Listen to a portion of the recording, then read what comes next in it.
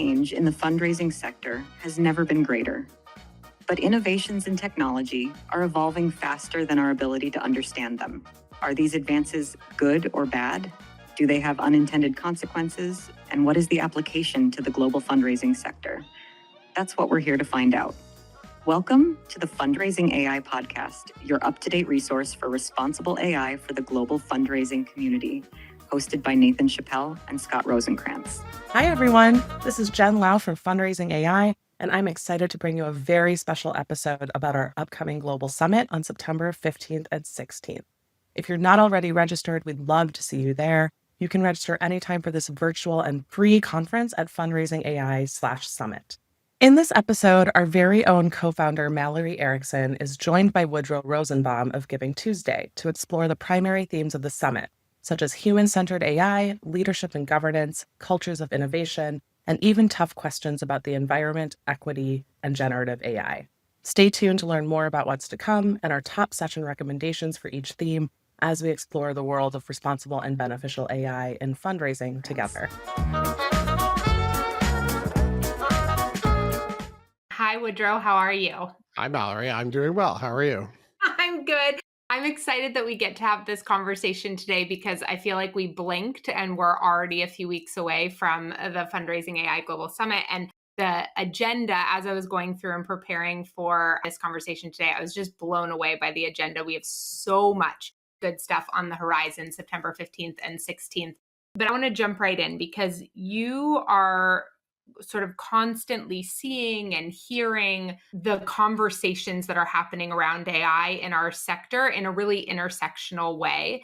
And one of the themes that has really been there from the beginning is this tension between people and technology. And there are a lot of different layers to that, but I know in terms of Amplify Impact and the way we've thought about the summit this year, really keeping people at the center is a big part of how we're thinking about the content. And so I'm curious from your perspective, like, how do you feel like we can keep people, and not just productivity, which often seems to be like the dichotomy, at the heart of how we're thinking about AI? That's a really great question, and I think a good framing question. In part, I guess I'm encouraged. When we did an AI readiness survey asking people who work in the nonprofit sector around the world about their engagement with the technology, most people were finding ways to work with the tech. And I think that that's encouraging in part because I'm always worried about the nonprofit sector's ability to keep up with technological advance. And we don't have a great track record of that over the past decades. And I think that that's part of the answer. Is the best way to ensure that people are at the heart of this tech is that we're using it and we're familiar with it. And that doesn't necessarily mean taking it for granted or not being cognizant of challenges or potential harms, but it is critical that we are engaging with the technology if we're going to be able to use it not just effectively, but also appropriately. I do have some other concerns, though, because when you mention this question about people versus the productivity, I am concerned that our industry is adopting this technology to do a kind of mediocre job more quickly. And that is not going to serve us. We're not going to realize transformational benefit from this transformational technology if the only thing we do is the same thing we've already been doing much faster. And so it's great if we can use this technology to improve our efficiency and allow the people in our organizations to do the things that only people can do and address some of the drudgery. And is no different than any industry, right? Like there's just things that we can increase our productivity and get more done. And that's especially useful in an industry like ours where everyone is stretched so thin. But I would love to see more expansive thinking about how this technology might transform our organizations, our structures, and the impact that we're having in the world beyond just, oh, this will make my job easier. Well, you just said something that I think is super interesting and I'd love to dig into for a moment is I had used the word productivity and then you used the word efficiency. And I wonder if there's a real big difference there. Mm. Right? Like, because productivity is like this feeling that we have that we were productive. We checked this many amount of boxes on our to-do list today. But if those boxes are not particularly efficient tasks towards achieving our mission, then it really is just productivity for productivity's sake. And what you're talking about, doing these mediocre things faster. Versus like efficiency of delivering programs and services, or being able to like have kind of like a core mission fulfillment component happen better. Right. Which really is what, when we talk about productivity, that's what we should be really thinking, not about getting the job done more efficiently, but accomplishing our task, which is not the same thing as checking a box, like you say. And I don't think there's enough thought into that. There's a lot of constructive conversation about responsible use of that technology, but we need more imagination around to what end. And almost like the responsible use of our time, right? Because I think that is one of the big things that we see with AI is the excitement sometimes around the technology for the technology's sake. And then it's like, cool, you found a way to like edit videos with weird like cats all over them. And that's very cool, I guess. But how does that relate to one of your biggest pain points and challenges as an organization? Yeah, 100%. It's very easy to be like thinking, I gotta get some AI, as opposed to what problem am I trying to solve? What is the right tool for solving that problem? I think, like with any technology, and arguably particularly this technology, there is a hype cycle. And one of the benefits of that is I have noticed that it is driving people in organizations to engage with this tech, and that hype has some benefits beyond just whatever's fancy and new. If you want to use this technology well, you need some good data. And if the first step in your journey on AI is improving your data environment, well, this is great. A lot of organizations should have done that 10 years ago.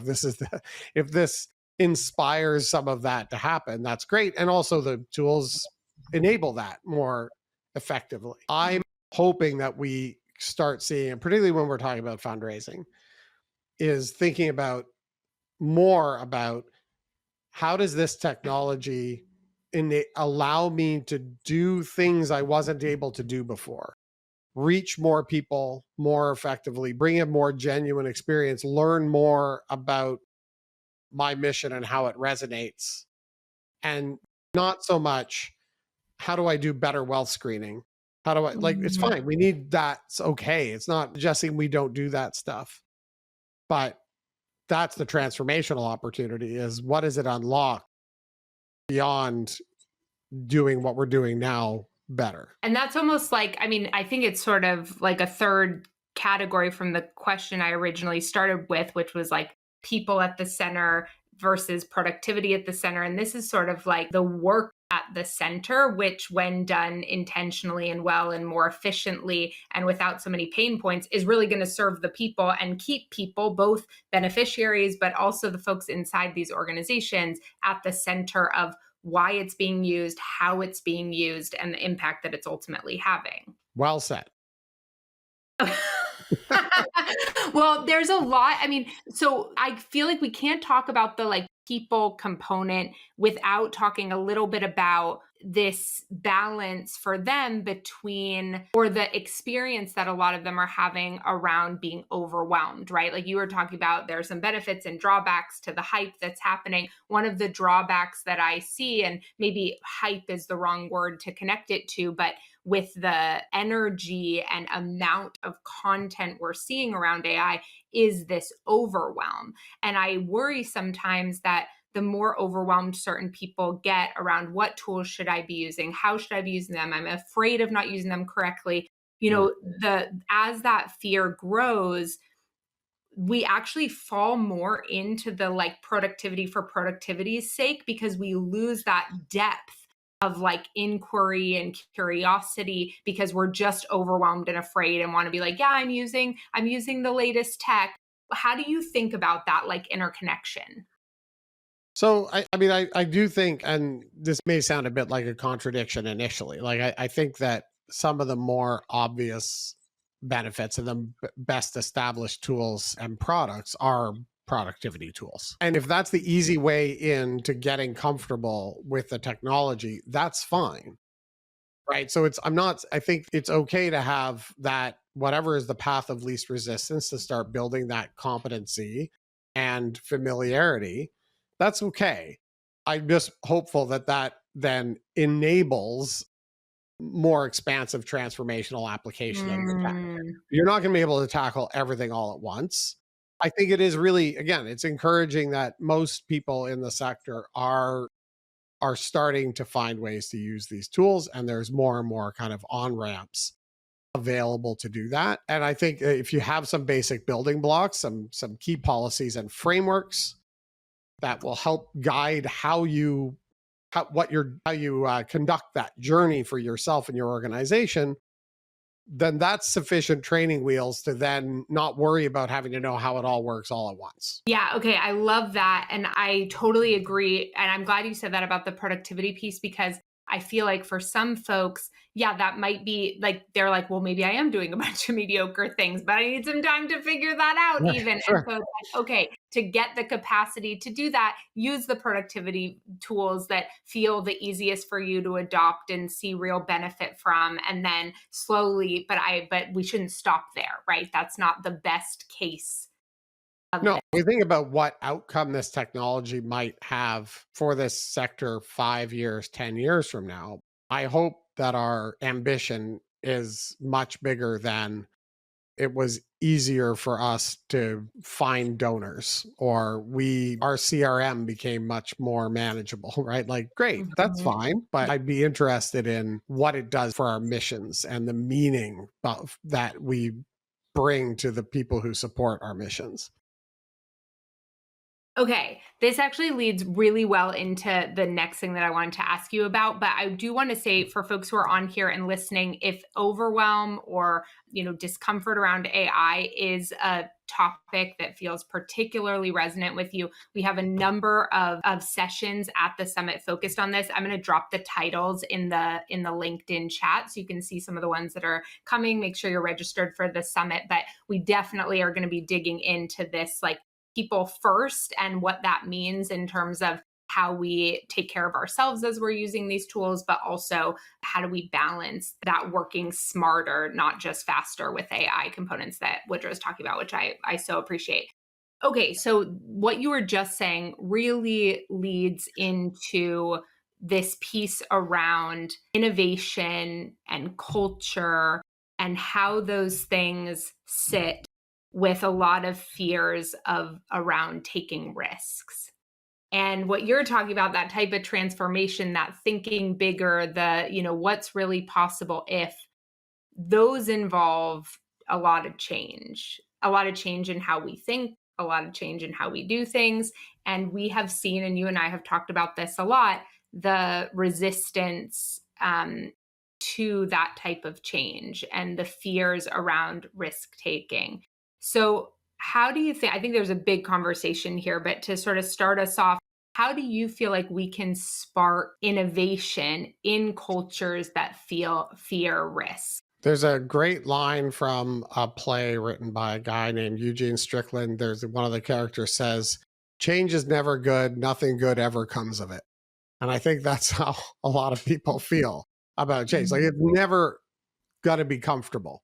And getting comfortable with that discomfort is just a necessary component of any kind of change. Any positive change requires, and this is no different. There are also real risks of harm that come with the adoption of this technology. And there are both ethical and practical considerations that need to be addressed. And this is why, the FAI framework is, I think, a really good way, like a pragmatic way of guiding people's journey into using this technology. Again, I think it's very encouraging that most people are. I think part of this is people need to interrogate their own feelings about this, because I don't hear a lot, but we do hear from some folks who are saying, the risks are too great.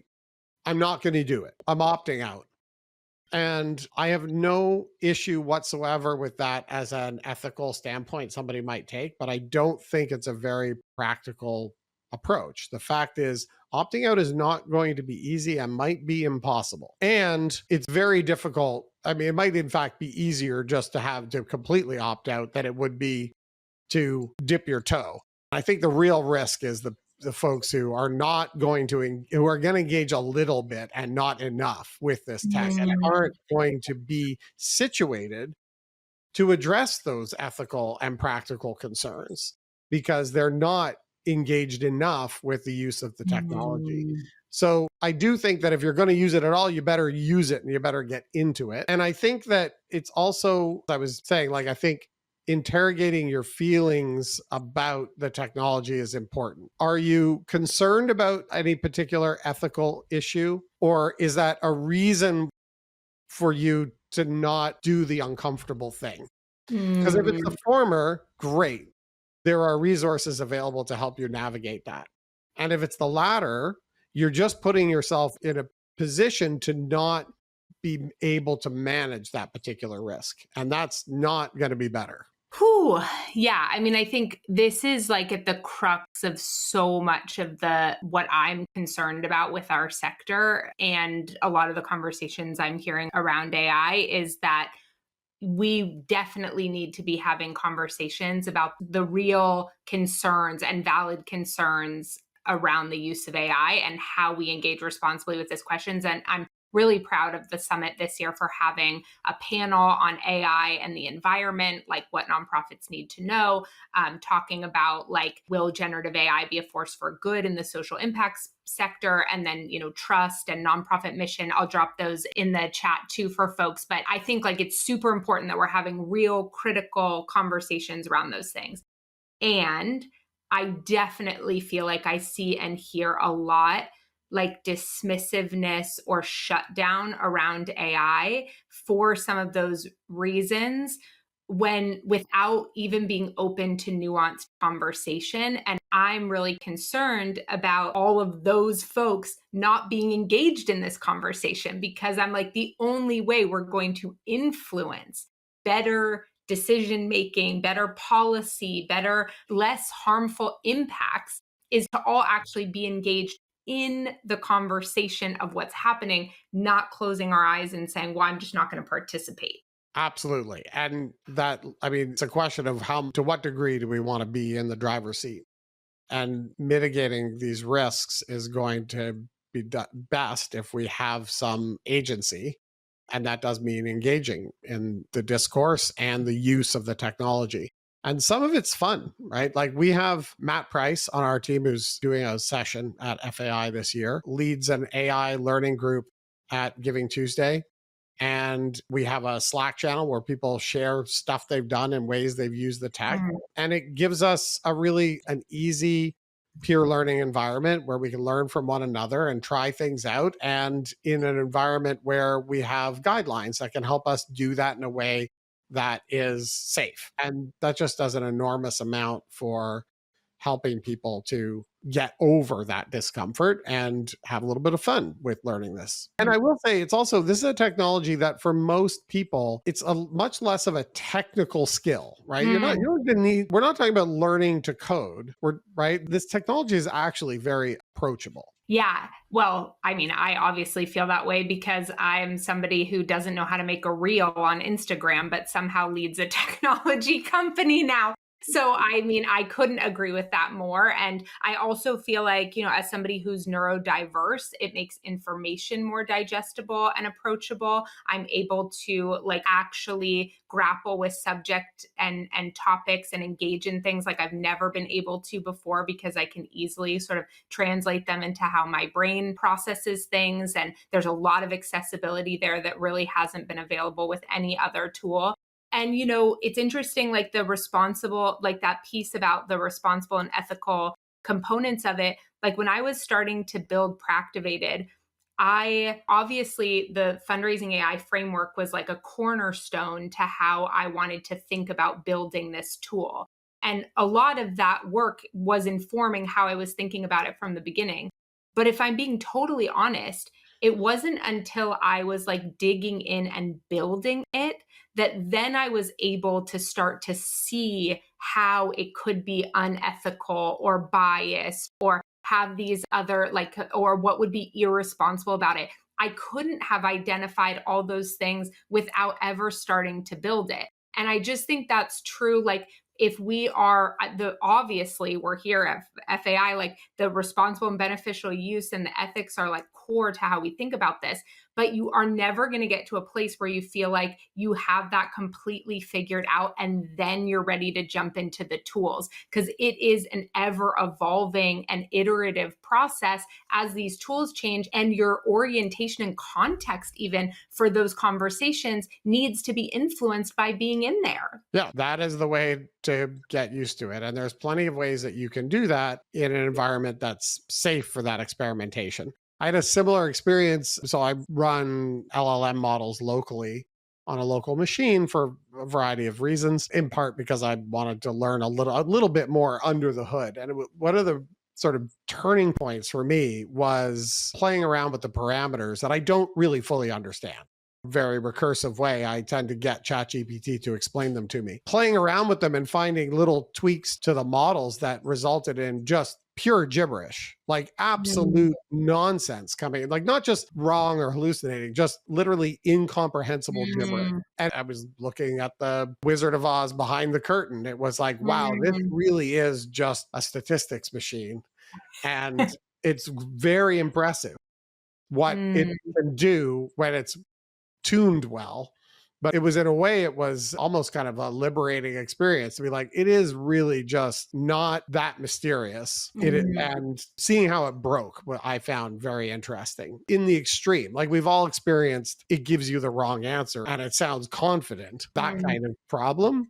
But getting absolute gibberish really helped me to understand, like really understand why are these things not always super accurate or appropriate to the circumstances. It's a prediction model, really only that, just pretty sophisticated prediction model. Yeah, it's super interesting. And I also want to go back to your point before that around the, as complicated as it could be behind the scenes, there's also just a million accessible ways to engage with it that you don't have to have any technology skills to handle. And one thing I want to make sure I say out loud, because I did an AI training a few months ago, and at some point in the training, I could just tell that everybody in the audience was like stuck. And I didn't really know why, but there was something happening in the room. And I was like, okay, tell me how you really feel about AI. Like, how does it make you feel? And somebody finally raised their hand. They said, I feel like I'm bad at AI. And I was like, what does that mean to you? And everyone was sort of nodding, like, yeah, I'm bad at AI too. And I was like, what does that mean to you that you're bad at AI? And the woman was like, well, I put into Canva a description of the image that I want, and it comes back with 4 arms. And I was like, oh, yeah, for all of us, you know? And I was like, you're not bad at AI. I was like, these tools are developing and many of them are inconsistent, or they're releasing them before they're gonna, I mean, we are seeing in real time how the models are improving their ability to create photos with text on them. Like a year ago, none of that, existed. And so I want to encourage folks, like, if you try something and you break it or it breaks or whatever, the whole piece of generative AI to me that's so exciting, that's so different than other technology, that really does require a mindset shift though, is that you keep going. You keep talking to it. You ask it the next thing, you have it change. Like, that just isn't the mode that we've engaged with technology before, this like building on. And so I feel like people get to a moment where something breaks and they're like, oh, I'm bad at it. And I'm going to apply it universally to all AI. And I'm the one who can't figure this out. Have you seen similar like patterns? Yeah, of course. And it's frustrating because the other reaction that is also a perfectly reasonable reaction is, this thing is garbage. Well, I got 4 arms, not useful. Right. And creating prompts as an example, right? Like, that's a skill. And the best way to learn that skill is in fact to work with the tool and ask it to do something and understand how it was wrong and refine how you're engaging, what your inputs are to get the outputs that you want. And that's true whether you're describing an image or you're trying to get the thing to write some code or extract some information from data or whatever it happens to be. I think that skill is going to develop. The technology, you're right, the technology will also get better. The best way to develop our skills is going to be by telling it to do something and seeing how it gets it wrong and revising our inputs so that it knows better what we want and we get better at asking for what we need. Where the risk comes in is when there's uncertainty in the outputs that you get, right? So if you're asking for an image for your organization and the people have 4 arms, you know it got it wrong. If you're asking it to describe based on the impact data from the last 50 years of your organization, what the best interventions are to address bacterial infections in a population, it may not be so clear to you whether the output was right or wrong. And that's where the risk comes in. But there's plenty of opportunity for us to learn how to do this prompting better, where the risks are lower. And we can do that learning. And then that equips us to better address and use these tools in situations where the risk of harm actually matters. Okay, so that actually brings me to a question I wanted to make sure to ask, which is about like AI governance. And I'm curious, like in your mind, like what does kind of good AI governance look like? Thinking about the goal of, protecting trust and charitable giving, but like that example you just gave, right, has real implications if we don't notice it, don't check it. So how do you think about that?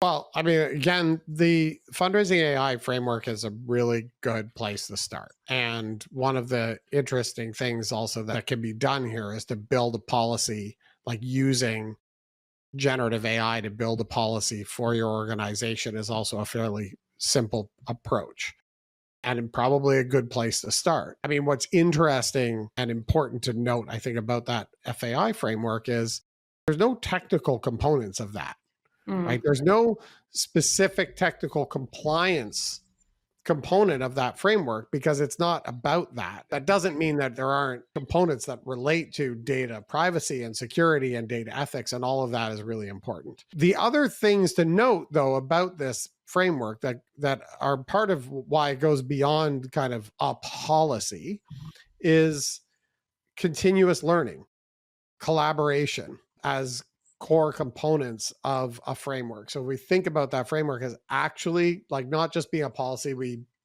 say we're going to adhere to and then hope we do and delegate to some technical person to ensure that we're complying with that. We think about this framework instead as everybody who's using these tools for whatever purpose is going to be guided by these principles of collaboration and continuous learning. This is how we're going to make ourselves and our sector better and more effective, and how governance can actually be a tool for productivity effectiveness. And then beyond that, just try not to do harm and be careful with people's data and have policies around how that's done and make sure that people are provisioned with the tools that they need. I think the way I think about the actual sort of practical implementation of the technology into organizations, I think organizations will tend to think about prohibitions. It's going to be more effective and it's going to mitigate risk better if you think about enablement. So what are we trying to enable? Understanding that people are going to use and try lots of things. And what we want is an open dialogue in our organization. We want principles that we follow and data and privacy compliance that is managed carefully. And then also things like, hey, I'm interested in using this tool in this way. Who can help me figure out how I do this according to our framework? Or I'm looking for a solution that will help me do this, as opposed to we are prohibiting the following uses or tools, right? I mean, there may be some requirement for that, but as the core principle, thinking about governance as enabling an organization to do something responsibly and ethically, as opposed to preventing an organization from doing things unethically or irresponsibly. Okay. I love everything you're saying here. I Appreciate so much. And one of the things you sort of answered my next question, which was about like how leaders can responsibly steward their organizations when it comes to this like super rapidly changing technology. And part of what I'm hearing you say in there is one, like focus on guidance about what you do instead of what you don't do and how you do it. And then also the preparation for this like iterative, dynamic, ever changing process. So maybe some of what's happening, and I'd be curious for your feedback here on the leadership level. Like, do you think leaders are kind of like waiting for things to like chill out because they're like, oh, there's this big, explosion of change. I'm going to get a handle on it. And then once I do, I'll level up my team around it. But there's no like getting a handle on it because it's growing so fast. Yeah, I hope people are not waiting for it to all sort out because you're going to be waiting. I think that it's vital at an organization and a leadership level that we begin finding the places we can adopt the tech and doing it to the level and in the places that we're ready for. If you're waiting, you will always be waiting. It's not going to get any clearer. So find the place where you can start now, adopt some policies. Most organizations don't have a policy on the use of AI in their organization. Start there, have a look at the FAI framework, think about where is the place that your organization can start. And again, I will say, I think it's been really helpful for us having this internal learning group has been a great way for it to be a kind of fun and lowered a lot of barriers to entry into the use of the tech. Okay, I love that. I'll drop in the chat in a moment the different topics we have coming up at this summit around this. Okay, I want to end with like a really kind of positive and hopeful framing. You have someone else coming on for that? So Woodrow, I'll see you later.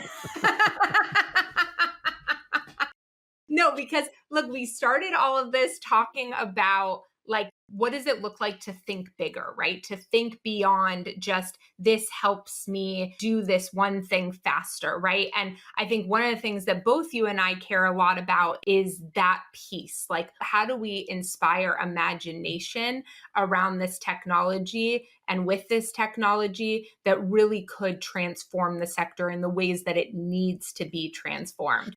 So I'm curious from your perspective, like, and maybe we should define agentic AI first, but I'm just curious, like, as we've started to see AI doing more, I'm not going to actually be more leading than that. What do you think could be possible for nonprofits in the next 5 years? Like, how should they be thinking about this agentic AI or any form of AI? Like, give us some ideas to help break people out of maybe the narrow ways they've seen it presented so far. So yeah, I like that question.